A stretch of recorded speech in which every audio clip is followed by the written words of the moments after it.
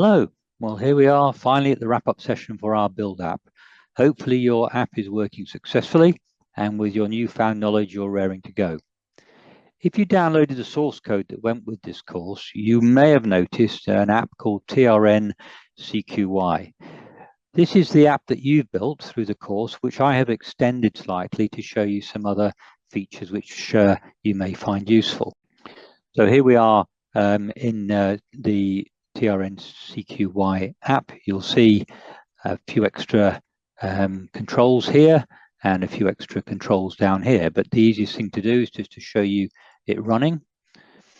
Okay, it should look familiar to you, I think. But you'll see a couple of extra combo boxes here. If I just select standard form here and a list view, and we key in our Bayside Bikes number, this should be what your app actually looks like. However, you'll see that we can select different styles of display form. So if I look at the XAML single, you'll see that the style changes. The data is exactly the same. You won't have to change any data retrieval logic at all. If you look at the source code, you'll just see that I'm using it in a slightly different way. And the list view here, if I click on here, we'll get the list view that you have got in your app.